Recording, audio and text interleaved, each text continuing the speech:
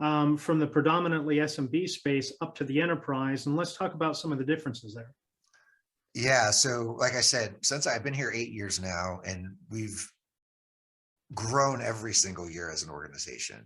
And we didn't just do that well, we did it a couple ways. The first was just doing more, right? Like doing more deals, but it's a grind, right? And there's two pieces of that in a service-based business, right? From a sales standpoint, you only have so much time. And if you're just churning 15 deals a month in pipeline, like it's a lot of work, right? Yeah. And it's not a ton of revenue, actually. 25K deals isn't that much when you have a pretty small sales team. But the other side of it is on the delivery side, keeping up with that volume of delivery is very challenging as well. So each and every year, we made a very distinct point to expand a little bit, right? Think a little bit bigger, talk a little bit bigger. And what we found as an organization was the implementation of the technology itself wasn't making people successful. So we started understanding that there were services surrounding just the implementation that we could bolt on and start increasing the value prop to our customers. So, what started as only selling Marketo implementation, optimization, and managed service grew into, well, now we do data hygiene. Now we do buyer personas. Now we do lead management and buyer journey mapping. Now we do this, now we do that. And what we were then, and you fast forward to today, we're a consulting company, right? Yeah. We have, you talked about big management consulting when we were doing pre-show prep. We have some elements of management consulting, like go-to-market audience intelligence. We have operational effectiveness. We have data management, data architecture. And then we have how you like more of the agency type stuff, like how you actually campaign and your channels that you go to market with. So each year we just got bigger and bigger and bigger. And I finally hit that inflection point where it's like, I like the big strategic deals. I like building business cases. I like going up in the enterprise. I'd rather do 2 deals than 10. And it's just more fun for me. I'm built that way. So as we started to grow our sales team, I just stepped in and said, I'm going to do the enterprise. Like that's where I want to go. So that was a little bit of the transition for me.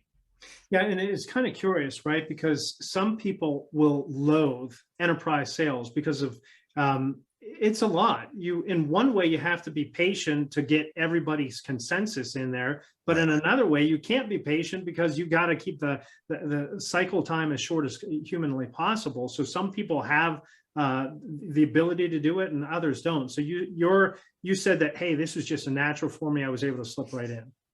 So a couple key learnings in that time. And like I said, some of my best friends are software sales reps, and I've sold their software for them in a lot of cases at this point. So, maybe I don't sell software directly, but I definitely do indirectly. I talk about this on my show, and this is the concept of seller market fit, right? We always talk about product market fit when someone brings a new product to market. But as a sales professional, there is a natural fit for you in the market where you're going to be more successful. Like, I sell marketing to marketers. I can do that. I'm good at it. If you needed me to go sell engineering to engineers, I would suck. I'd probably never make my number. I wouldn't know how to have a conversation. Like, there is a fit element to where you belong. And that just, the type of solution is one thing. The other is the type of transaction. So I have a buddy who's a badass seller, but he is a volume and velocity, needs to have every hour booked with meetings, likes to have a lot of deals going, really good at a transactional sale, and he makes a killing doing it. He doesn't like the enterprise. It doesn't work for him. So that's some self-awareness around where that fits. Like, that drives me crazy, right? Like, I need to think about who is a good fit, why, what's their problem, where can we fit in, what is the business value, can we get to the executives, can we, you know what I mean? Like, that whole process of building out an enterprise deal is really exciting to me. So I think as an individual, you talked earlier about why people leave companies and they don't see a path for growth. I think sales leadership should do a better job of understanding that it's not just, okay, you sell, you crush it, go be a frontline manager. Like, being a frontline manager sucks for me, right? There is a path for individual contributors to grow.